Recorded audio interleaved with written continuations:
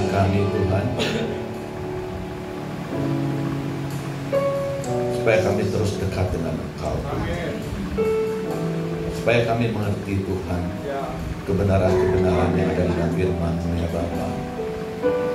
Kami mau terus hidup di dalam Engkau, ya Bapa, karena kami tahu, Tuhan, di dalam Engkau selalu ada kemenangan, di dalam Engkau selalu ada kemerdekaan, di dalam Engkau selalu ada kelimpahan, di dalam Engkau selalu ada mujizat.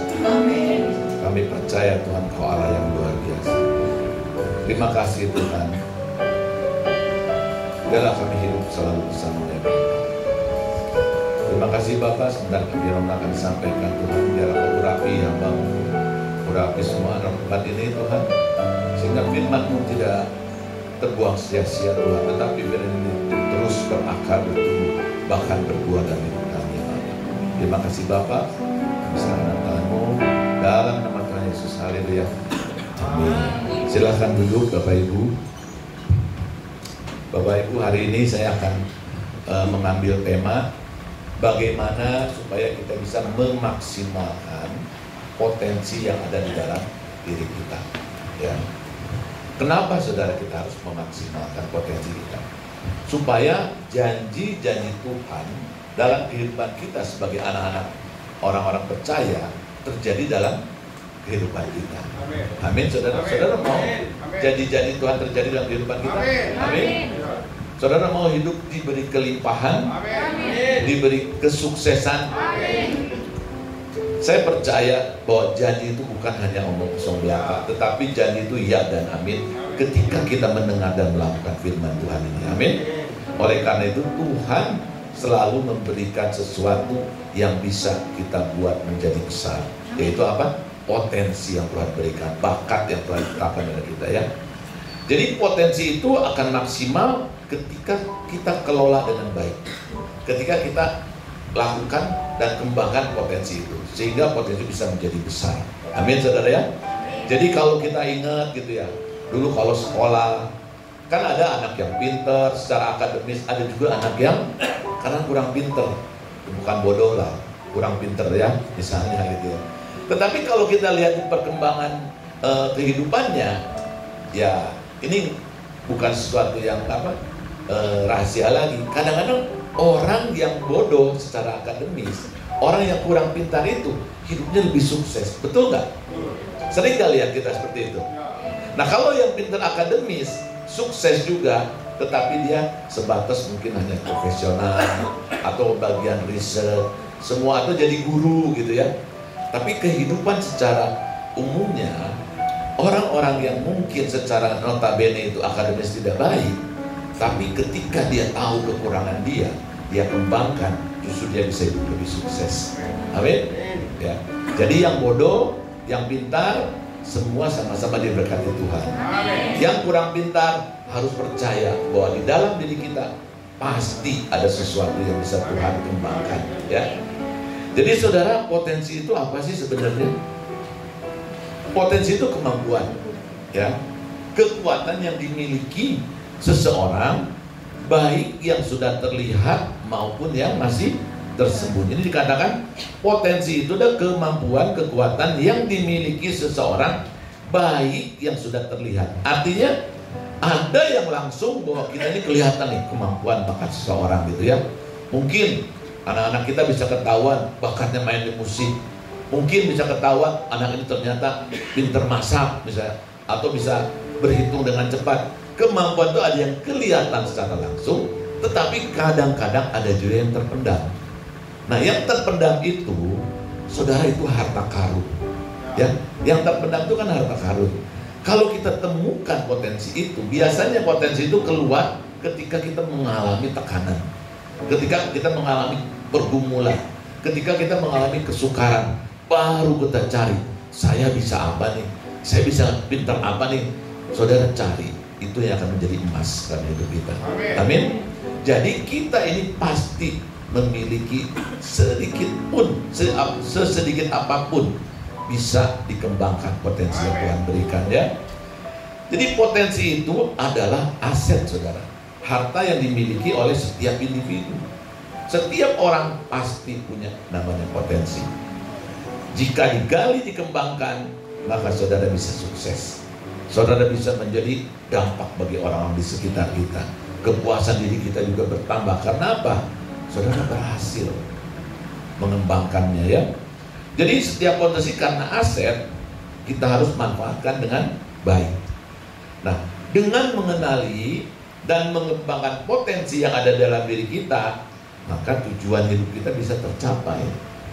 Ya, kita pengen tujuan hidup kita, ya, hidup kita sukses, hidup kita makmur, hidup kita sejahtera. Itu semua tujuan orang mau seperti itu kan. Nah, kesuksesan, kemakmuran, kesejahteraan itu bisa didapat kalau kita mau belajar untuk mencari apa yang ada dalam diri kita. Jadi bukan dari luar, saudara, kesuksesan itu.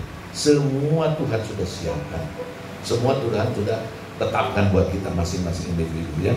Oleh karena itu, saudara, kita harus cari tahu, ya. Kita harus cari tahu potensi kita, talenta kita itu apa, dan kembangkan supaya yang kecil itu menjadi besar. Amin. Jadi saudara, Tuhan itu ketika menempatkan kita di dunia ini, Dia berjanji memelihara hidup kita. Tuhan gak mungkin kita lahir di dunia, Tuhan akan lepasin kita seperti itu aja. Tuhan akan jaga kita, akan pelihara kita. Nah, ini satu yang harus kita percayai. Hanya kita mau nggak ikut caranya Tuhan. Hanya kita mau nggak ikut perintah Tuhan, gitu ya. Bahkan saudara, Tuhan itu tidak hanya memenuhi kebutuhan kita, saudara, tapi jauh dari itu, saudara, Tuhan pengen supaya kita ini diberi kelimpahan, ya. Bahkan untuk mencapai kelimpahan itu, Tuhan juga kasih kepada kita kekuatan untuk memperoleh kekayaan, ya. Jadi bukan secara langsung kekayaan yang Tuhan berikan. Tuhan kasih kekuatan supaya apa?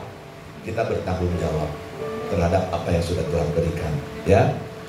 Jadi di Ulangan 8:18 dikatakan memang memberkati itu adalah kebutuhan Tuhan, karena Tuhan mau membuktikan bahwa perkataannya itu benar, ya. Jadi tidak cukup saudara kita hanya berdoa saja. Tidak cukup saudara kita hanya pergi seperti kebaktian seperti ini ibadah. Tidak cukup kita memuji Tuhan atau kita berfellowship di rumah Kersen. Semua itu baik. Semua itu menguatkan iman kita. Semua itu menambah, menumbuhkan kerohanian kita. Tetapi yang lebih baik lagi ketika kita keluar dari tempat kerohanian yang kita lakukan itu, saudara melakukan firman itu. Itu yang paling penting. Karena janji Tuhan, engkau akan diberkati. Perjanjian itu akan terjadi dalam kehidupan kita kalau kita bukan hanya mendengar tapi melakukannya. Maka engkau akan diberkati. Ini janji Tuhan, ya. Nah, masalahnya banyak orang yang senangnya hanya mendengar saja, karena mendengarkan paling enak. Tapi kalau melakukan itu susah. Dibilang harus bekerja, kalau kita mau sukses kita harus bekerja, kan? Kalau kita mau diberkati Tuhan, kita harus belajar untuk memberi. Nah, ini yang sulit dilakukan. Kenapa? Berat, saudara. Mau kerja kita malas, mau memberi sayang, gitu ya. Padahal firman Tuhan sudah jelas. Ketika kita belajar memberi, maka tingkat-tingkat langit di surga Tuhan akan buka. Kau akan diberkati lebih baik lagi, lebih besar lagi. Amin. Ya, jadi saudara, berkat Tuhan jadi tidak maksimal kalau kita tidak melakukan firman Tuhan ini, dan berkat akan maksimal ketika kita melakukan firman ini. Nah, hari ini kita akan belajar bagaimana mengelola potensi yang kita miliki, seperti yang tadi kita katakan di temanya, ya. Mari kita baca di Matius 14 ayat 13 sampai 21. Matius 14.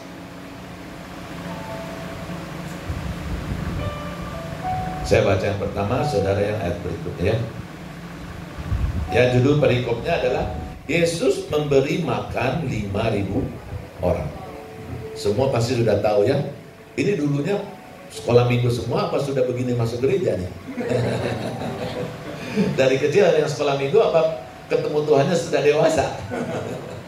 Kalau anak kecil pasti tahu cerita ini. Kadang-kadang digambarin ada ikannya, ada rotinya, gitu ya. Sekolah minggu itu tempat yang paling luar biasa.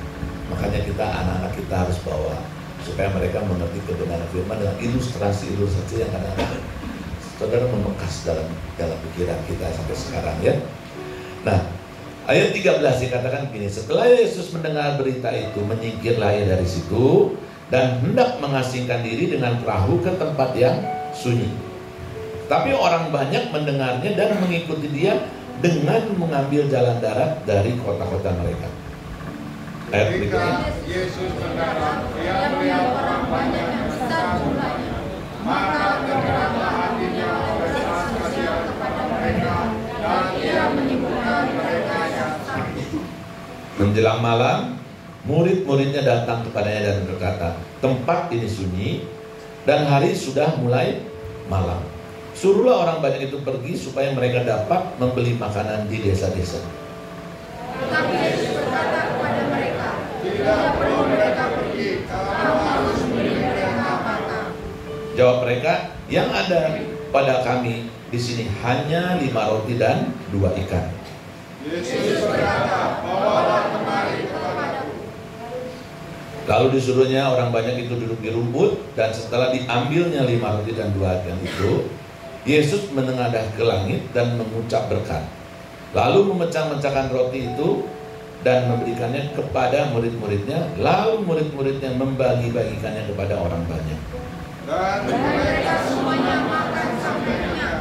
Kemudian orang mengumpulkan potongan roti yang sisa, 12 batu. Yang ikut makan kira-kira 5.000 laki-laki, tidak termasuk perempuan dan anak-anak. Saudara, kalau kita renungkan firman ini, ada beberapa pelaku yang ada di dalam firman ini. Yang pertama siapa, saudara? Pasti ada Tuhan Yesus. Itu pelaku utamanya. Ya. Terus ada siapa lagi? Ada murid-muridnya. Ada siapa lagi? Nah, yang terpenting anak pemilik 5 roti dan 2 ikan itu. Karena kalau nggak ada dia, itu nggak akan terjadi multiplikasi. Ya. Terus ada murid-muridnya. Ada orang yang menerima berkat 5.000 orang, dan ada sisa bakul. Artinya setiap berkat itu selalu ada yang harus kita tabur kembali, 12 bakul ya. Nah, kalau kita perhatikan, saudara, di dalam setiap ayat-ayat firman Tuhan, ketika Yesus ada, selalu ada terjadi kesembuhan, selalu terjadi ada mujizat. Betul nggak? Dimanapun Tuhan ada kelepasan, ada pemulihan, ada orang sakit disembuhkan, ada yang kerasukan setan dilepaskan. Kenapa?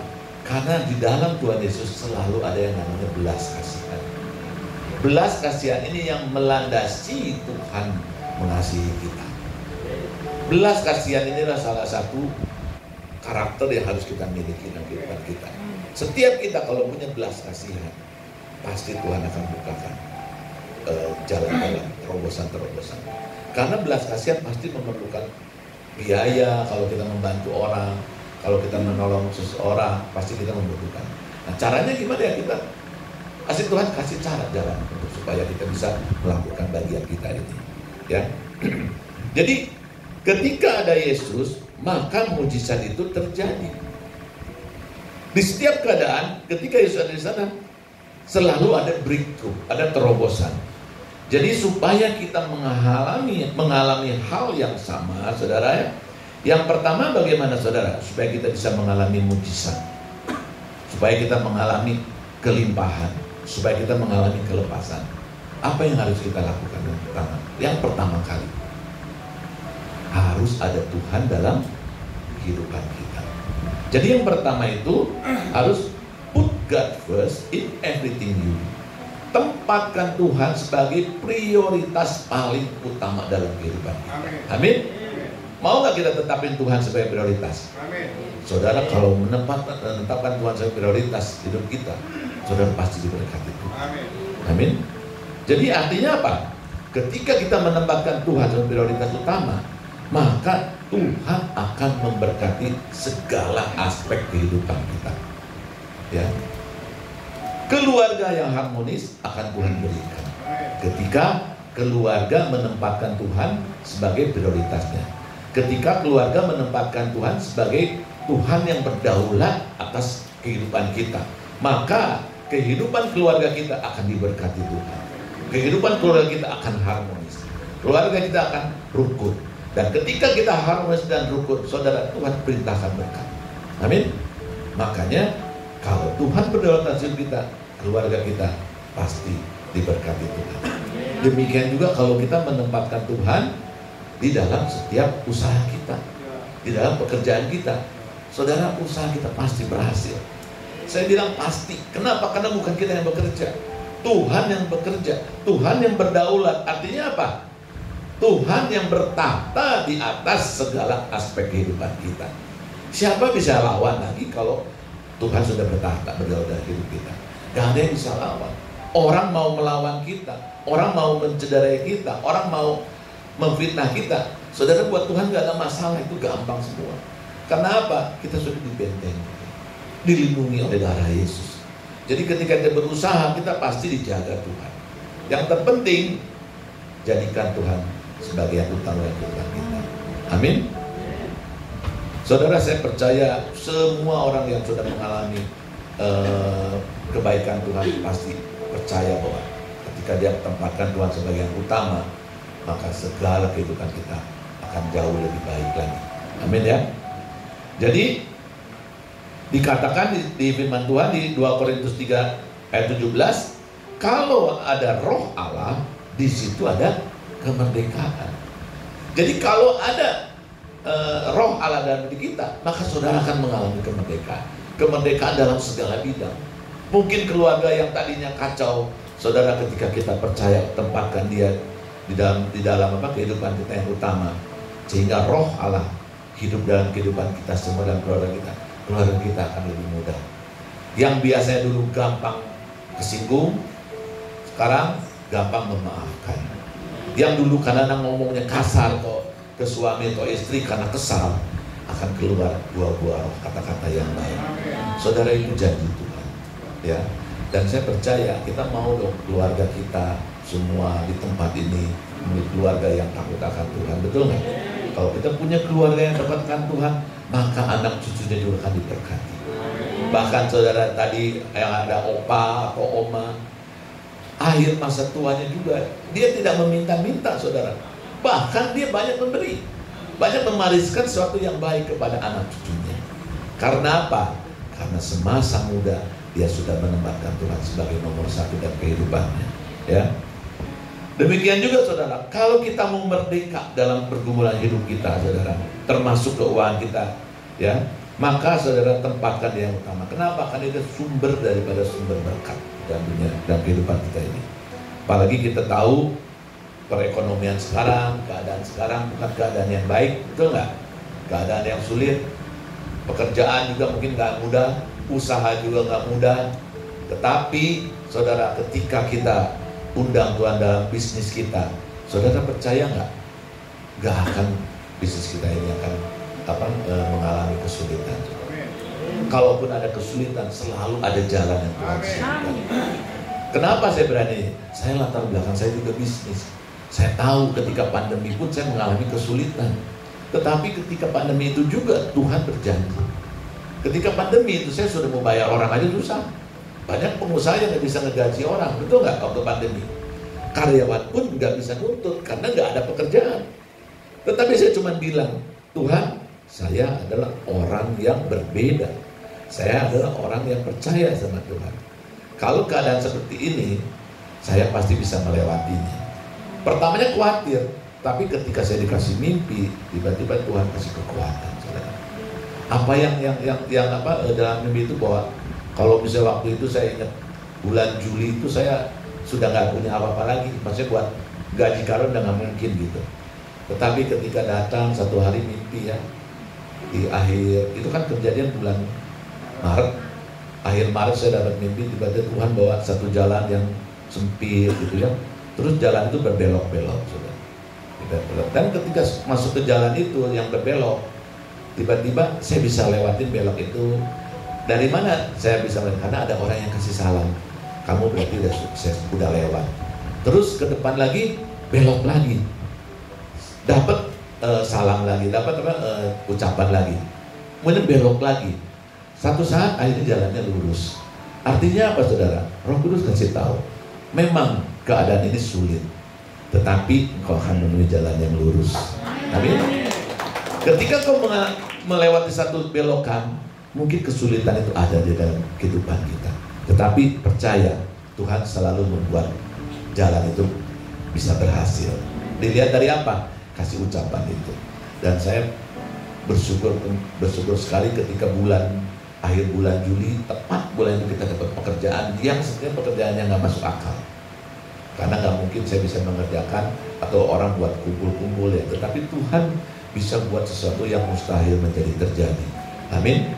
Saudara, kita akan mengalami jalan yang berbelok, tetapi satu hal yang kita percaya, kita akan menemukan jalan yang lurus. Ya. Nah, kenapa saudara? Ekonomi itu nggak ada gampang, tetapi kita adalah umat yang pemenang, umat yang ada jaminan dari Tuhan untuk bisa mengerjakan apa yang orang lain tidak bisa mengerjakan. Ya. Yang kedua saudara, yang ada di dalam perikop ini adalah Tuhan mau supaya kita terhubung terus dengan Tuhan, jangan terputus, ya, dengan Allah kita. Supaya apa? Janji-janjinya juga tidak terputus. Kalau kita misalnya terputus dengan Tuhan, otomatis perjanjian kita dengan Tuhan berarti terputus juga, betul nggak? Kontrak kerjanya sudah selesai. Kalau kontrak kerjanya masih berjalan terus, artinya kita masih bekerja sama. Nah, jangan ada namanya kontrak dengan Tuhan. Saudara harus kontrak selama-lamanya, seumur hidup dengan Tuhan. Harus terus terhubung dengan Tuhan. Supaya apa? Janji Tuhan tergenapi dalam kehidupan kita, ya. Nah, yang kedua saudara, yang terjadi ketika kita baca firman ini, ada seorang anak, betul nggak? Mujizat ini terjadi karena ada seorang anak yang memiliki 5 roti dan 2 ikan. Kalau nggak ada anak itu, mujizat terjadi nggak? Selalu ada subjek, ada objek. Jadi kalau misalnya nggak ada objeknya, mana mungkin terjadi sesuatu. Anak ini adalah pelaku peranan penting. Anak ini adalah mencerminkan kita semua. Kita adalah anak-anak Tuhan, dan kita punya Tuhan kita sendiri. Nah, ketika anak ini punya apa? 5 roti 2 ikan. Apa yang bisa kita pelajari? Mungkin nggak 5 roti dan 2 ikan bisa kasih makan semua orang yang ada di tempat itu? Dikatakan berapa orang? 5.000 laki-laki. Kalau sama istri, sama anak mungkin bisa 15.000, gitu ya. Nah, secara manusia, kalau pikiran kita itu segala sesuatu yang tidak mungkin, betul kan? Oh, itu cuma 5 roti 2 ikan yang cukup buat anak itu aja. Nah, pikiran seperti itu sama dengan yang ada di dalam murid-murid Tuhan. Ya, kalau kita baca di Matius 14:17 dikatakan begini, di mata murid-muridnya, anak itu hanya memiliki sedikit makanan, hanya untuk kebutuhan dia saja. Perkataan hanya itu mengatakan sepertinya nggak mungkin Tuhan, nggak mungkin kita bisa kasih, nggak mungkin bisa terjadi untuk kasih orang makan. Padahal disuruh pergi pun juga nggak mungkin terjadi, toko-toko nggak mungkin bisa jual segitu banyak. Tetapi ini yang sering kali menjadi pikiran kita. Pikiran kita melihat sesuatu yang kecil itu nggak mungkin menjadi besar. 5 roti dan 2 ikan itu sama seperti talenta, seperti potensi yang kita miliki. Tuhan berikan potensi kita, mungkin ada yang besar, ada yang kecil. Tetapi sesuatu yang kecil pun bisa jadi besar ketika kita apa? Serahkan sama Tuhan. Nah, ketika diserahkan 5 roti dan 2 ikan, Tuhan bisa multiplikasikan. Tuhan bisa membuat jadi besar sehingga mereka bisa menikmati makan pada waktu itu, ya. Nah, yang menjadi masalah sudut pandang kita, antara sudut pandang kita sebagai manusia dan sebagai Tuhan itu berbeda jauh. Sudut pandang kita sebagai manusia, kita berpikir bahwa ini nggak mungkin, mustahil. Tetapi bagi Tuhan tidak ada yang mustahil. Ini yang harus kita rubah. Ketika kita memiliki sesuatu yang kecil, menurut kita ini mustahil, saudara ganti sudut pandang kita. Gimana cara kerjanya Tuhan, cara kerjanya surga. Jadi sesuatu yang mustahil ini menjadi mustahil. Sesuatu yang kecil ini menjadi besar.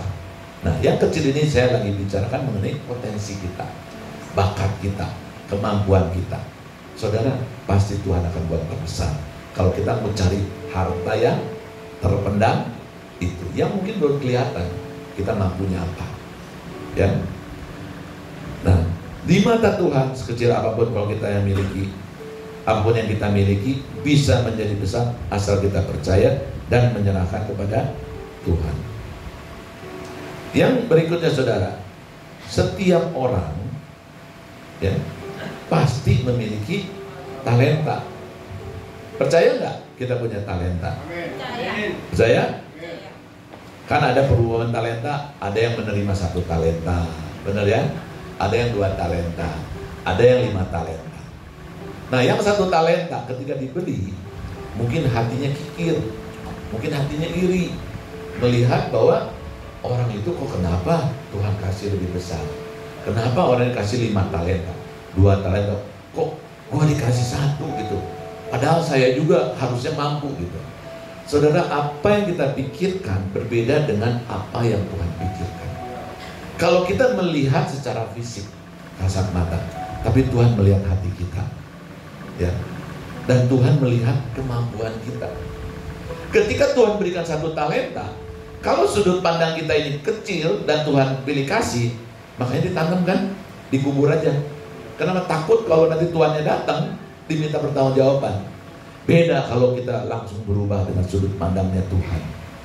Nah, Tuhan kasih 1 talenta, saya bisa buktikan ini bisa berlipat ganda, ini bisa bermultiplikasi. Kenapa? Karena saya undang Tuhan. Saudara, cara-cara itu harus ada dalam pikiran kita. Supaya apa? Kita ngelihat dan ngelihat orang lain, tapi kita melihat apa yang ada di dalam diri kita. Jangan kita melihat apa yang ada di orang lain, tapi lihatlah apa yang kita punyai, apa yang kita miliki. Anak itu hanya punya 5 roti dan 2 ikan. Tetapi bagi Tuhan bukan masalah 5 roti 2 ikannya. Tuhan bisa berbuat segala sesuatu kalau serahkan sama Tuhan. Kalau anak itu nggak serahkan, jadi nggak? Ya nggak jadi juga. Nah, kita serahkan apa yang kita miliki sama Tuhan supaya Tuhan multiplikasikan. Amin.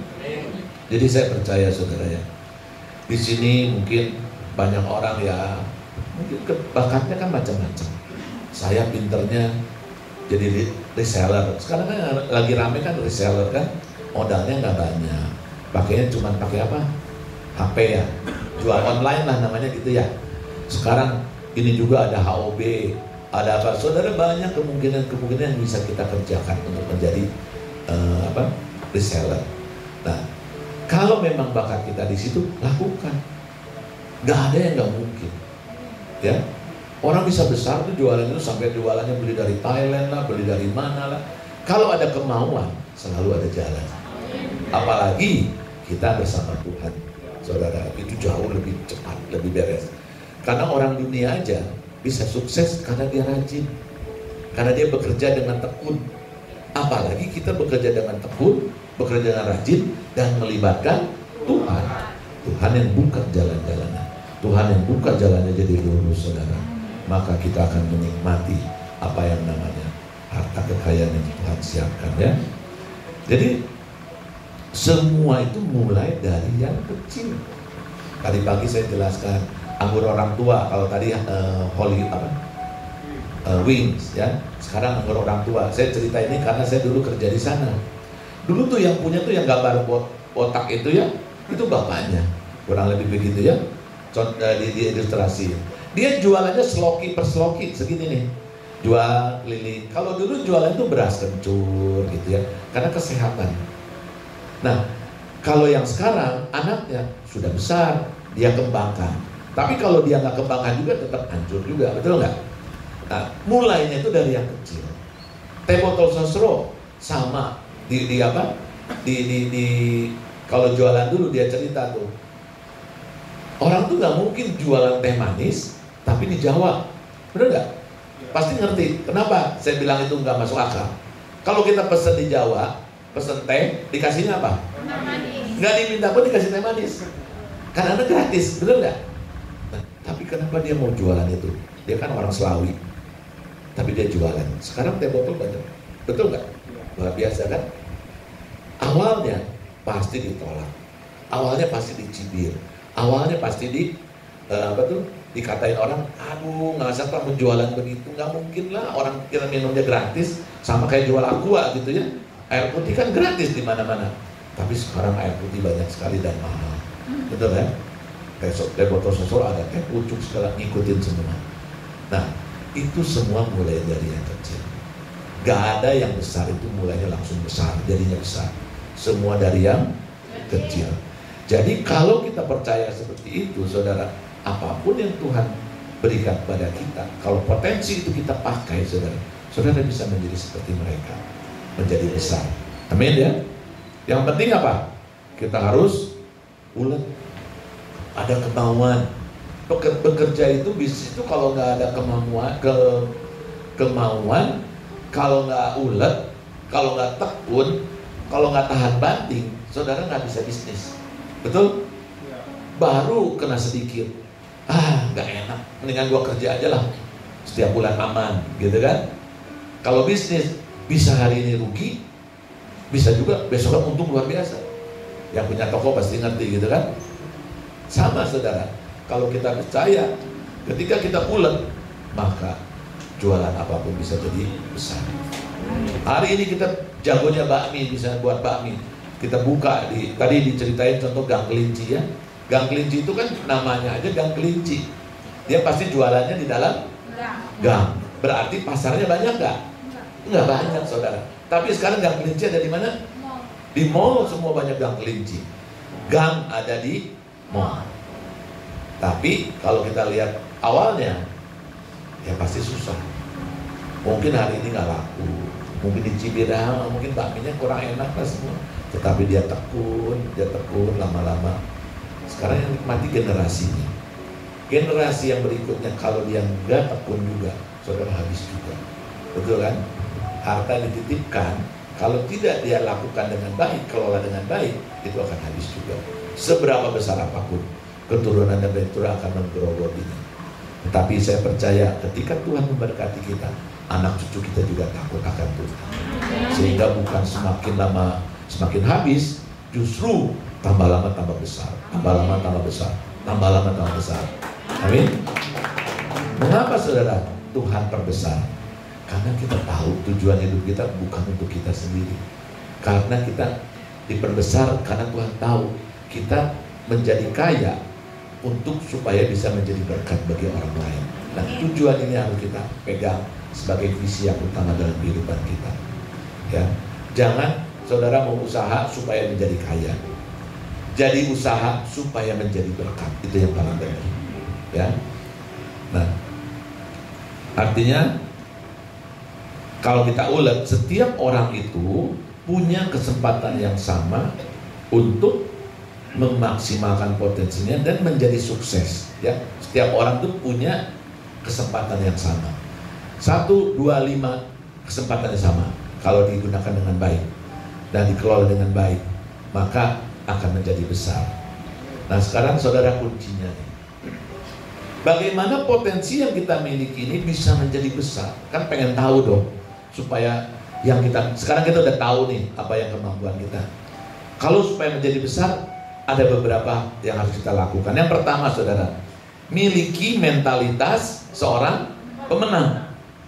Kalau kita berusaha sendiri, kita nggak punya mental ini, ketemu orang, ketemu saingan yang lebih besar, saudara udah ngepel, saudara udah, aduh gua nggak mungkin lah, gitu ya. Dulu ketika saya bekerja memulai satu usaha ini, ketemu lawannya yang PT-nya besar-besar, saya gentar nggak? Enggak. Kenapa? Karena saya percaya saya punya Tuhan yang besar. Tuhan ada di belakang saya. Bahkan kalau ketemu mungkin deal segala, Tuhan di depan kita. Tuhan ada di depan, ada di belakang, di samping kita, menjaga kita semua. Mereka punya Tuhan nggak di dalam bisnis yang besar? Mungkin mereka bisnis secara dunia gitu ya. Tetapi saya percaya ketika kita punya Tuhan yang besar, nggak ada lawan yang bisa melawan kita. Amin. Jadi mental kita harus berubah. Jangan takut gagal. Itu yang terpenting. Ya. Roma 8:37 dikatakan kita ini adalah lebih dari pemenang. Karena Tuhan yang mengasihi kita. Kita ini lebih dari pemenang. Pemenang yang lain ada pemenang, tapi lebih dari yang lain. Kita ini pemenang dari pemenang-pemenang yang lain. Karena Tuhan kita di atas segala-galanya. Ya. Contoh mentalitas pemenang yang paling gampang ya. Saudara pernah dengar yang tadi saya udah jelasin pagi cerita mengenai tinju petinju ya. Sekarang saya cerita yang lain. Pernah dengar kan Nick Vujicic? Tahu? Tahu? Orang itu apa? Gak punya kaki, gak punya tangan, tapi mental dia seperti apa? Bukan dia meratapi nasibnya. Wah, orang tua saya makan apa nih? Misalnya tuh, kok saya jadi cacat misalnya gitu. Orang tua saya mungkin gimana? Atau Tuhan kok gak adil? Orang lain punya kaki, punya tangan, kok saya gak punya gitu. Mungkin kalau kita meratapi nasib kita seperti itu, bisa maju gak dia? Enggak. Justru di dalam apa? Kelemahan dia, kuasa Tuhan menjadi besar. Di dalam keterbatasan dia menjadi tidak terbatas, saudara. Kita bisa lihat, dia bisa berenang. Saudara bisa berenang nggak? Nggak ada tangan, nggak ada kaki. Saya bingung, dia bisa berenang loh. Saya nggak ngerti juga. Terus dia bisa ngetik. Saya nggak ngerti gimana caranya. Tetapi dia itu pasti, karena dia terbatas, dia akan cari cara-cara supaya apa yang dilakukan orang lain, dia juga bisa melakukannya. Nah, mental itu yang paling penting. Ya, kalau orang lain bisa sukses, kenapa saya nggak bisa sukses? Gitu kan? Betul nggak? Kenapa dia berhasil? Kenapa saya nggak bisa berhasil? Saudara harus punya mental itu dulu. Kalau punya mental seperti itu, hidup kita akan berhasil, akan diberkati Tuhan. Nah, sampai dia tulis namanya life without limit. Hidup itu nggak ada batasnya. Saking dia menikmatinya dengan keterbatasan dia ada, dia bilang hidup ini hidup yang luar biasa, nggak ada batasnya. Dia menikmati sekali. Bahkan dia kalau ngajar, dia presentasi, kalau dia seminar, kalau dia mengencourage kita semua ya, dia berdiri di meja, nggak punya tangan, nggak punya kaki. Malu nggak kita yang males? Malu nggak kita yang lebih sempurna? Tapi kita nggak bisa melakukan seperti itu. Kita harusnya berkaca. Kita harusnya lihat, saudara, kita semua kita sempurna Tuhan ciptakan. Harusnya kita jauh lebih besar dari mereka, jauh lebih sukses dari mereka yang ini. Tetapi mereka yang kekurangan saja bisa menjadi berkat. Apalagi kita yang sehat sempurna. Ya, makanya mentalitas itu harus ada dalam setiap hidup kita. Kita harus percaya kepada kemampuan yang Tuhan berikan, ya, untuk mengatasi tantangan, untuk bertanggung jawab atas hidup kita dan meraih kemenangan apapun juga. Jadi apa yang harus dirubah, saudara? Cara pandang lagi harus dirubah. Mentalitas kita harus dirubah. Salah satunya apa? Kita harus percaya karena kita punya Allah yang sanggup menolong kita dan memberkati kita. Mental itu harus tanamkan dulu. Saya punya Tuhan. Saya punya Allah yang pasti akan menolong saya. Kalau awalnya kita tempatin Tuhan yang utama, maka turun-turunannya itu akan lebih mudah. Ya, beda kalau kita Tuhan tuh udah nggak adil, Tuhan tuh nggak ini. Saudara lihat kurang nggak adilnya gimana sih Nick itu, sampai nggak punya apa? Saudara sempurna. Jadi saudara itu jauh lebih bisa melakukan yang lebih baik lagi. Nah, kita harus percaya ketika Allah menjadi penolong kita, maka firman Tuhan katakan dengan Allah kita bisa melakukan yang besar. Tuhan pasti akan memberikan jalan-jalan yang terbaik. Mental apa yang harus kita perbaiki? Jangan pernah takut gagal. Ya, jangan pernah takut gagal. Saya tadi jelasin yang petinju, yang badannya gede, tapi juara dunia. Tahu kan Tyson Fury kan? Ya, kalau lihat badannya kan nggak cocok kan? Badannya one pack kan perutnya gede, cuma satu. Tapi lawannya itu telurnya 6. Gede, wah keker, wah body inilah, ini bagus sekali gitu ya. Orang kalau naik ke ring kita punya lawan kita sudah jauh lebih kuat, kelihatannya lebih mantep, ngepel nggak? Ngepel. Sama kalau kita mau bisnis. Kalau kita mau bisnis, kita lihat ini kerjaannya udah banyak orang yang punya, ini sudah orang ini lebih besar. Ngepel nggak kita? Ngepel. Itu cara dunia, kita ngepel. Tapi kita harus percaya bahwa Tuhan akan menolong kita. Nah, ketika dia bertinju, jatuh. Saudara, bisnis juga sama, kita juga bisa jatuh. Kita bisa dipukul sama orang, kita bisa difitnah orang, sama, semua sama. Tapi bangun lagi, dipukul berdarah-darah, rugi sana sini. Kalau bisnis merah kan bilangnya berdarah-darah, usaha lagi merah katanya, berarti lagi rugi. Tapi apakah tutup? Enggak. Besok saya pasti dapat lagi. Prinsip saya setiap bulan selalu bilang, Tuhan, setiap bulan selalu Tuhan kasih pekerjaan, penjualan yang terbaik. Saya setiap bulan waktu melewat bulannya, ada yang begitu nggak? Ada yang ada yang enggak. Tetapi saya tidak pernah mundur, selalu berkatakan itu. Bulan ini bulan yang terbaik yang Tuhan siapkan. Bulan depan lagi bilang bulan yang Tuhan siapkan. Saya percaya perkataan itu kuat rasanya. Ya, jadi saudara harus belajar jangan pernah takut gagal. Dipukul jatuh biasa, ya berdarah-darah biasa, tapi balik lagi. Makanya ketika si Tyson Fury dipukul ronde keberapa, dia udah benar KO sampai hitungan ke-7, ke-8 baru dia bangun. Mungkin dia lagi tidur lagi ngomong, Tuhan saya mau lawan apa enggak? Mungkin kali ya, karena dia orang Kristen. Dan dia juga bilang ketika menang, itu karena Tuhan saja saya bisa menang, kata dia. Ya mungkin seperti itu waktu itu. Dan Tuhan bilang, ayo kamu naik, kamu harus jadi pemenang, mental kamu harus jadi. Dia balik akhirnya lawan yang kalah. Saudara, banyak contoh-contoh di dunia yang kita ini sebenarnya jauh lebih baik. Cuma kita selalu berpikir bahwa nasib kita ini seperti ini, meratapi keadaan. Saudara, jangan pernah kita seperti itu. Lihat orang yang lebih susah tapi dia bisa sukses, ya.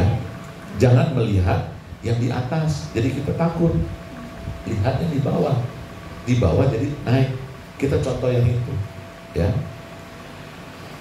Orang tidak mau berkembang tuh karena apa, saudara? Bukan mereka tidak mampu. Kita ini bukan tidak mampu untuk berkembang, tapi banyak orang yang berpikir sebenarnya mah bukannya nggak mampu. Kita ini malas untuk bekerja, malas untuk berusaha, malas untuk bertindak, malas untuk melangkah dengan alasan takut segala macam gitu ya. Tapi kunci utamanya adalah malas. Kita nggak mau bongkar, kita nggak mau bongkar apa yang dalam diri kita. Kalau kita bongkar harta yang terpendam tadi, saudara rajin dan ulet, saudara akan menjadi orang yang luar biasa. Amin. Jadi apa yang sering Paulus katakan, kalau orang malas, orang yang nggak mau kerja, jangan makan. Ya, ini sebenarnya firman-Nya yang luar biasa. Jadi ini nyindir semua orang yang nggak mau kerja. Untung di sini kerja semua, betul nggak? Jadi saya nggak salah ngomong ini kan? Kalau nggak kerja nggak boleh makan loh, gitu ya. Jadi firman Tuhan tuh benar. Kalau kita mau makan ya kita harus belajar bekerja, ya.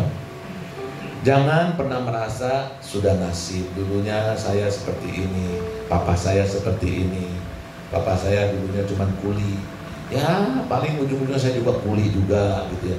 Justru ketika bapaknya jadi kuli, pelajari apa yang membuat kehidupan dia seperti itu. Saudara harus naik di atas kuli, saudara harus punya bisnisnya itu misalnya, sehingga saudara bisa memberkati orang yang bisa bekerja. Jangan berpikir sudah nasib saya, sudah memang saya dilahirkan ya, ngikutin. Banyak kan begitu kan? Dari petani turun petani, dari apa turun dari supir jadi supir. Banyak seperti itu. Tetapi hari ini Tuhan mau ingatkan ya, jangan kita pernah men-set hidup kita sedemikian rendahnya. Kita harus punya standar yang tinggi ya, dibarengi dengan cara hidup yang benar ya. Dan jangan merasa sebagai korban tadi yang talenta 125 itu ya. Nah yang berikut saudara, supaya yang kecil menjadi besar, tadi kan mentalitas harus diperbaiki ya. Kedua, harus memiliki visi yang besar. Visi itu apa sih? Tahu kan visi semua ya? Visi adalah goal setting hidup kita. Ya, gereja ini ada visinya gitu ya. Kita juga ada visinya, bisnis juga ada visinya. Kalau disimpulkan, kalau berbisnis apa coba? Kalau bisa bisnis itu beruntung, menjadi besar, itu salah satu visinya kan? Nah, tapi saudara harus ingat tadi, kita bukan hanya menjadi besar, kita harus punya visi supaya hidup kita berdampak. Ya, kalau hidup kita berdampak itu visi yang utama, maka yang dibawanya perusahaan kita jadi besar, kita jadi lebih baik semuanya dan bisa berkembang. Saudara, itu sebenarnya bonus dari Tuhan. Karena tahu ketika kita diberkati, kita ada salah satu tujuan yang utama, kita menjadi berkat buat orang lain. Kalau kita bangun usaha dengan tujuannya bukan mencari kekayaan pribadi aja, tapi kita tahu bahwa saya berusaha yang baik supaya banyak orang kerja di tempat kita. Itu dampaknya, saudara. Usaha yang baik pasti berdampak buat orang-orang yang bekerja di sekitarnya. Orang di sekitarnya bisa bekerja, bisa menghidupi keluarganya bisa sejahtera. Saudara, itu tujuan Tuhan untuk supaya kita berbisnis itu seperti itu, ya. Jadi visi adalah gambaran ideal tentang masa depan yang ingin kita capai. Visi adalah gambaran yang ideal yang ingin kita capai. Kita maunya apa? Harus kita tentukan. Dulu waktu saya kuliah, saya juga punya mimpi. Mimpi itu bisa dianggap tujuan hidup, bisa dianggap visi, gitu ya. Jadi ketika masih umur 18-17 tahun, saya sudah punya pikiran kalau saya nanti umur sekian jadi ini, umur sekian jadi ini, umur sekian jadi sini. Mentoknya nih, tujuan yang besarnya dulu. Karena saya sekolahnya akuntansi, ya sudah, saya jadi manajer akuntansi aja. Saya jadi jadi financial manager aja. Itu visi. Saudara, kalau mimpi kita seperti itu nggak apa-apa, lakuin aja gitu. Nah, supaya ketika kita bekerja, kita tahu saya arahnya ke sana. Saya tujuannya jadi manajer. Jadi kerja itu boleh pindah naik lagi. Boleh pindah, kalau bisa di situ nggak naik, ya kita pindah naik lagi sampai ke posisi yang kita capai gitu. Saya ingat waktu itu, kalau saya umur 36, saya sudah jadi manajer, saya punya rumah, impian semua orang punya rumah kan, punya kendaraan, bisa jalan-jalan ke luar negeri, ya sekali, 2 kali ke luar negeri gitu. Cuman itu aja, karena zaman dulu, waktu seumuran kita, nggak terlalu besar pikirannya. Dulu pikirannya jadi seorang profesional. Berjalannya waktu, saudara, umur 30 saya sudah Tuhan berkati jadi asisten vice president waktu itu di orang tua. Jadi 30 aja saya sudah mencapai apa yang 36 tahun yang saya cita-citakan. Umur 30-an saya sudah posisinya sudah demikian baik. Nah, pertanyaannya, apakah visi itu bisa berubah?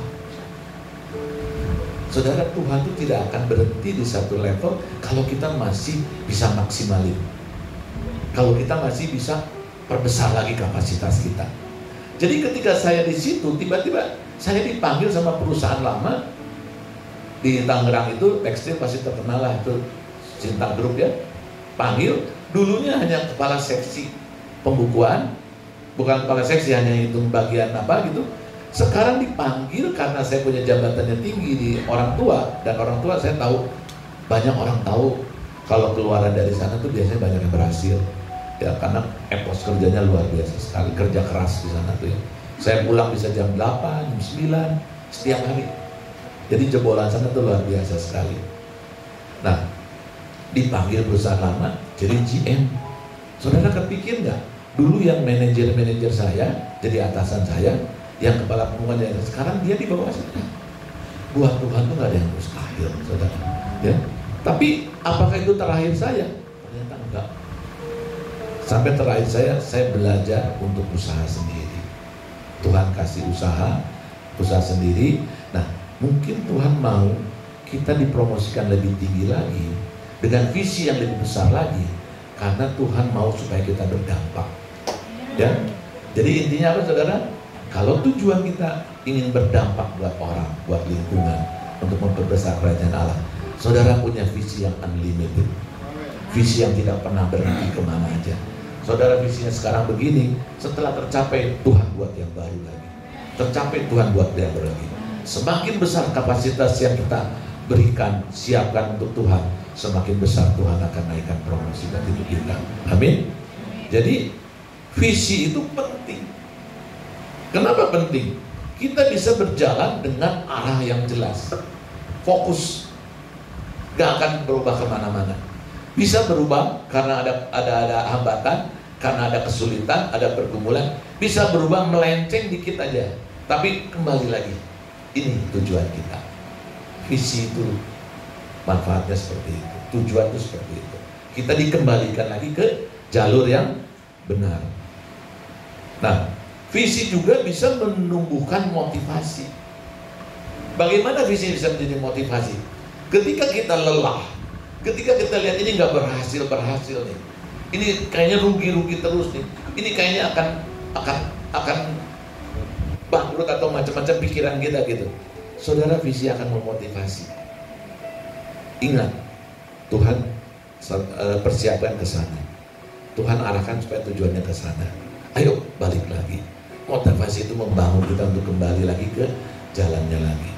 Jadi orang yang belajar berusaha itu akan melewati proses yang demikian rumit. Tetapi saudara, kalau kita bisa melewatinya, saudara akan menikmati. Kita akan menikmati kelimpahan yang Tuhan berikan, ya. Juga visi bisa membantu mengambil keputusan. Kita bisa pilih mana keputusan yang benar, mana keputusan yang tidak benar, mana keputusan yang harus segera diambil, mana keputusan yang harus disingkirkan. Tuhan akan memberikan kepada kita hikmat ketika kita punya visi. Jadi kalau kita memutuskan sesuatu, hikmat Tuhan itu turun. Ini untuk memperkuat visi kita, apa membuat jauh dari visi kita, misalnya. Nah, kalau Tuhan itu dari Tuhan, pasti hikmat dari Tuhan turun. Setiap pengambilan keputusan akan memperkuat dan akan mempercepat tujuan hidup kita, ya. Saudara, yang ke berikutnya, jangan berubah di tengah jalan. Visi itu jangan berubah-ubah, harus konsisten. Kok tadi saya bilang berubah-berubah? Kalau sudah mencapai, Tuhan bisa berubah visi yang baru. Betul nggak? Ya. Ketika mencapai lagi, Tuhan bilang, kamu ini kapasitasnya masih ada. Tuhan bisa naikin lagi. Tapi tetap konsisten. Konsisten melakukan apa yang menjadi tujuan yang kita mau capai. Harus konsisten. Kalau nggak konsisten, saudara baru ngerjain segini, ganti. Kalau gonta-ganti, jadi nggak? Nggak akan mencapai. Ya, kayak kita pergi ke Bandung. Baru ke Bandung, baru sampai Purwakarta.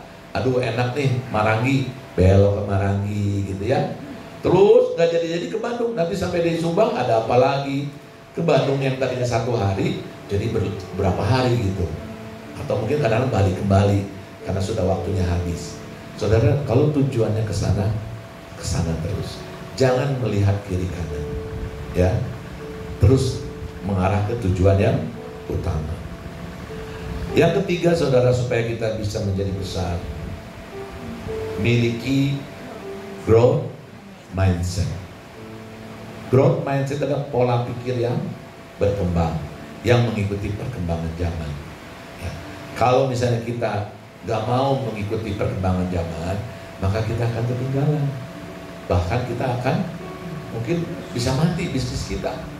Ya, setiap bisnis harus lihat cara-cara yang terbarukan, itu kita harus ikuti. Tadi saya ceritain mengenai HP yang paling gampang, yang paling diingatkan. Dulu kalau kita beli HP namanya apa? Nokia, ya, masih ingat kan? Semua kalau beli Nokia, ada Nokia pisang, ada Nokia apa macam-macam gitu ya. Terus keluar BlackBerry. Tapi yang terkenal itu Nokia. Semua beli pasti HP apa? Nokia. HP apa? Nokia. Semua Nokia kan?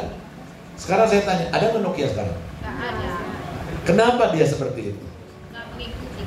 Karena dia menganggap bahwa dia sudah paling baik. Ini nih ciri-cirinya nih. Sudah menganggap orang gak mungkin berubah, gak mungkin orang meninggalkan dia. kesombongan itu dibayar mahal sama dia. Terus kalau dia mau bangun lagi, sudah telat. Justru ketika dia sudah memulai yang terkenal itu, ketika ada orang yang baru, dia harus pelajari feature-nya apa, kelebihannya apa, dia harus kembangin, naikin. Jadi orang yang baru itu akan kesikat lagi sama dia. Tapi ini dia yakin orang nggak bisa lah, nggak bisa ngelawan dia. Ini kejadian yang jelas sekali. Dan banyak usaha-usaha besar yang habis gara-gara seperti itu banyak. Kenapa? Karena pola pikirnya tuh nggak mau berkembang, nggak mau mengikuti perkembangan zaman. Ini namanya growth mindset. Yang dia miliki adalah fixed mindset. Fixed mindset adalah pikiran yang udah gua yang paling benar, saya yang paling benar. Saudara nggak bisa seperti itu. Ya, waktu pandemi kalau kita punya fixed mindset, kita nggak mau ngurusin, nggak mau belajar yang lain. Tetapi karena kita mau belajar, saudara, gara-gara pandemi saya jadi bisa belajar Zoom. Benar nggak? Semua Zoom jadi pada pinter kan?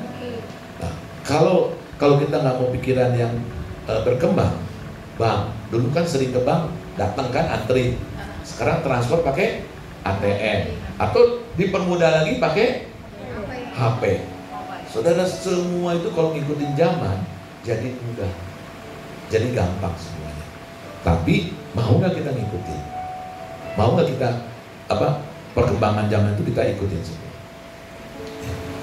Jadi saudara, manfaat growth mindset itu kita tidak takut gagal. Kenapa? Karena kita mengikuti zaman. Kegagalan adalah proses pembelajaran. Jadi kita belajar dari kegagalan, dari kekurangan kita untuk mengikuti perkembangan zaman. Supaya apa? Standarnya naik lagi. Ini yang nanti satu saat mungkin ya, kayak kendaraan tadi saya cerita. Sekarang mulai kendaraan listrik ya. Nah, di Cina itu hampir listrik semua. Mungkin lebih banyak listriknya daripada kendaraan biasanya. Dan Cina saya yakin nggak memproduksi kendaraan yang bukan listrik. Yang ada tuh kendaraan Eropa yang ada. Nah, yang kelihatan nganggap sepele itu Jepang. Ketika Jepang ngelihat sebelah mata bahwa listrik nggak mungkin bisa ini, sekarang baru dia ngerti. Makanya teknologi yang paling bagus listrik ada di Cina. Korea juga ada, tapi Jepang justru yang kalah. Padahal Jepang itu produk pusatnya otomotif kan, Jepang semua, tapi dia bisa kalah. Nah, baru dia belajar sekarang. Saya nggak tahu udah ada mobil Jepang yang listrik, belum pernah dengar kan? Nggak ada Toyota listrik kan? Yang ada hybrid, tapi listrik nggak ada. Suzuki nggak ada listrik, nggak ada semua kan? Semua produk Cina. Dan produk Cina itu, saudara kalau banyak bisa buat pakai nama sendiri, Pak Yuda Car misalnya gitu ya, bisa pesen gitu. Karena itu massal gitu. Tapi kalau yang benar-benar bagus, ya kayak BYD, Wuling itu benar-benar sudah internasional standarnya. Nah, satu saat mungkin bisa akan berubah. Dan perkembangan zaman teknologi ini nggak seperti zaman dulu. Berapa tahun, berapa dekade baru robah. Sekarang 2-3 tahun pasti robah. 2-3 pasti robah. Ini HP aja sekarang iPhone berapa ya? iPhone 17. Selalu diperbaharui terus. Selalu dibuat fasilitas yang baru. Nah, sayangnya tadi saya bilang ya, kalau kita punya HP, yang penting kita ngikutin zaman aja. Harga berapa aja dibeli. Yang penting eksis, benar nggak? Jadi orang kalau lihat kita HP, wah iPhone-nya gitu ya. Padahal di dalam ini komputer berjalan, semua bisa dipakai. Ya tadi bisa transaksi bank, bisa transaksi saham, bisa semua transaksi bisa terjadi di dalam sini. Dan dia bisa dipakai tadi di sini pakai HP nih, bukan pakai kamera ya. HP aja bisa jadi kamera, saudara. Karena apa? Orang gunakan semua fasilitasnya dengan maksimal. Nah, kita yang sudah usia segini paling banter buat foto aja, ya, benar nggak? Buat WhatsApp, buat chat, udah nggak banyak lagi. Karena memang nggak, ya kita nggak mau gali gitu. Kalau mau gali, terus terang saya juga udah males kadang-kadang. Ini aja karena gembala bilang banyak baca AI, ChatGPT ya, baru kita mulai lihat ChatGPT. Ternyata di dalam ChatGPT itu, wah luar biasa fungsinya. Ya, saya kalau mau beli barang atau membandingkan sesuatu, tinggal tanya ke dia aja, keluar tuh pesaingnya apa, harganya berapa. Waduh, enak banget ya. Sekarang ada saingan Tokped, Tokopedia-nya ada saingan jadinya ya. Tapi semua itu karena perkembangan zaman, kita harus ikuti. Tokped dulu nggak diminirin, nggak mungkin kita mau beli lewat online, dikirim nggak? Benar nggak? Coba saya tanya pikiran dulu. Iya. Saya juga sama. Masa sih orang ngirim duit tapi barang belum dikirim online? Ternyata sekarang udah jalan baik. Dulu Gojek, naik ojek, sekarang bisa pesen lewat aplikasi semua. Itu perkembangan zaman. Jadi saya kemarin kena tuh waktu di Jepang, sampai karena nggak ngerti. Ini mah lewat dikit nggak apa-apa ya, yang terakhir kan. Waktu di Jepang mau pulang nih, saya udah takut aja pulang. Saya udah kasih tahu anak saya, kok coba ikutin caranya seperti gimana.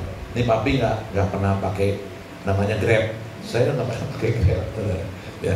Akhirnya di Jepang waktunya kan mepet, dia pulang duluan, saya pulangnya besok.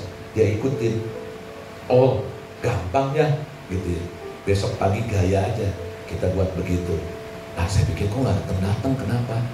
Ternyata ada satu yang saya kurang yang saya perhatiin. Harusnya tempatnya tuh si titik itu dipindahin ke titik kita. Jadi titik itu di stasiun, saya di sini. Waduh, sampai orangnya datang, Pak, saya sudah di sini. Saya juga sudah di sini. Karena saya nggak ngerti. Saya di sini, mana mobilnya gitu. Ini saya sudah puter-puter nih, kata dia. Udah lihat jamnya, saya mau naik pesawat lagi ya.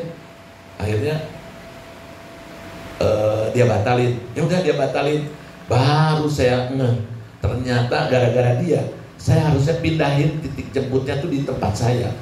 Itu titiknya tuh masih ada di stasiun. Yang kalau jalan 15 menit. Akhirnya dia batalin, untung ya. Saya ikutin. Oh, saya ngerti. Baru ketahuan. Saudara, itu gara-gara itu bisa konyol, saudara. Bisa nggak naik pesawat saya gara-gara itu. Dari situ kita ngibrit, jalan cepet-cepet, takut apa? Takut telat. Untung nyampe, saudara. Itu gara-gara apa? Gara-gara saya nggak mau mikirin ini, nggak mau punya pola pikir yang berkembang, yang baik. Harusnya kita pelajari. Aplikasi itu banyak baik-baik semua, dan semuanya ada di dalam sini semua. Tapi kita kadang-kadang nggak mau belajar. Dari situ saya baru ngerti. Saya memang nggak pernah pakai Grab, nggak ngerti terus terang sekarang. Makanya kalau pulang dari bandara, udah anak saya yang jemput. Nah itu juga kadang-kadang juga ya kurang baik juga sebenarnya Pak ya. Harusnya kita jangan bergantung orang lain gitu. Tapi ya kita semua harus belajar. Ya harus mengikuti perkembangannya. Aplikasi itu banyak sekali dan menguntungkan. Ya. Jadi miliki growth mindset. Ini pola pikir yang meyakini bahwa kemampuan dan kecerdasan dapat berkembang melalui usaha, melalui belajar, tekun, dan terima masukan dari orang lain. Kalau kita bisnis nggak mau terima masukan dari orang lain, saudara nggak akan jalan. Kita harus mendengar orang lain. Kita harus buka telinga, buka mata, dengerin lagi apa nih sekarang, lagi bagus apa nih. Kalau kita bisa dengar yang paling fresh, yang pionir, saudara itu akan sukses. Ya, kayak buka usaha nih. Dulu Chat Time, saya sudah tahu berapa puluh tahun di Taiwan itu jualannya udah kayak di pinggiran.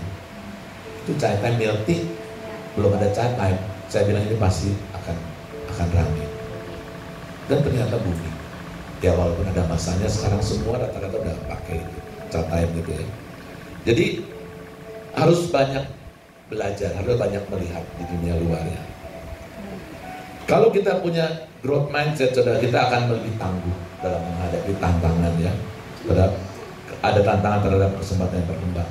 Punya semangat untuk terus mau belajar, sehingga meningkatkan kita punya kepercayaan diri kita. Nah, jangan sekali lagi punya pola pikir fixed mindset karena dia tidak mau menerima perkembangan zaman, tidak mau berubah. Ya, ini nanti akan kelibas itu, saudara.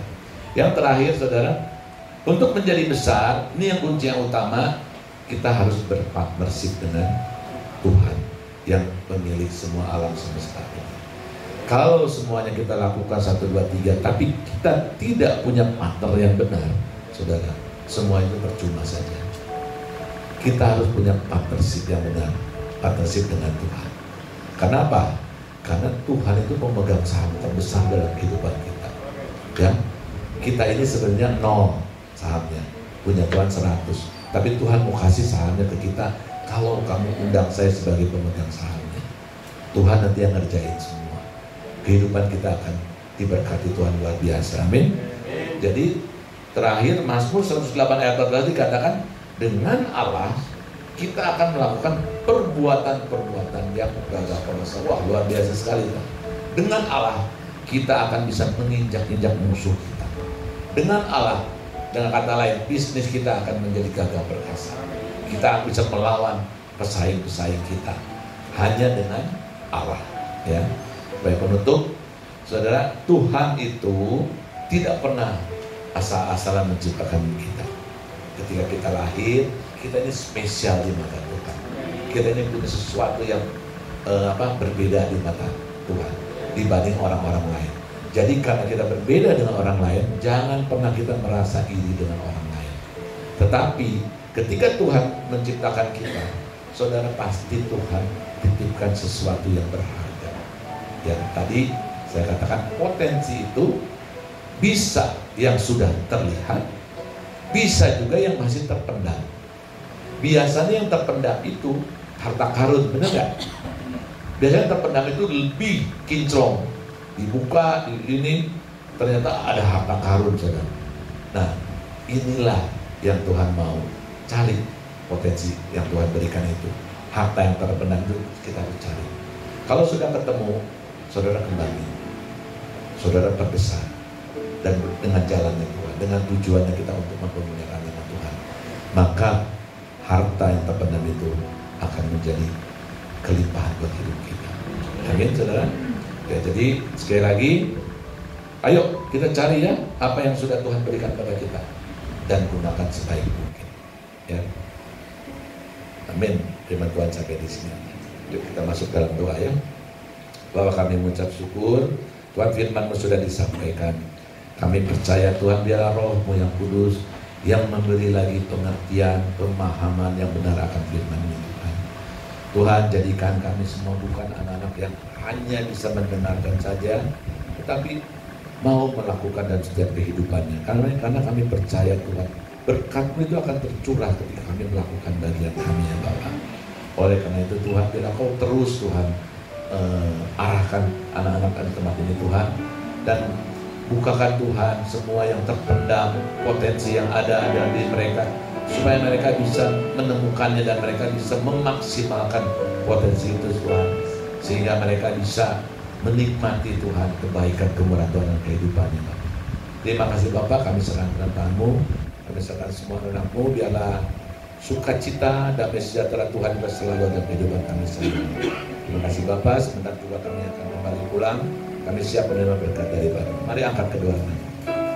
Diberkatilah hidupmu, diberkatilah keluargamu, diberkatilah usahamu, diberkatilah pekerjaanmu, diberkatilah pelayananmu, diberkatilah apapun yang sudah Tuhan, dan diberkatilah apapun yang Kau lakukan, Tuhan buat berhasil dan berlimpah. Biarlah berkat yang terbaik di Allah Bapa di surga, cinta dan kasih dari Tuhan Yesus Kristus, dan persekutuan yang menjadi Allah Roh Kudus senantiasa menyertai kita mulai hari ini sampai selama-lamanya. Biar kita yang percaya katakan amin. Biar Tuhan Yesus berkati.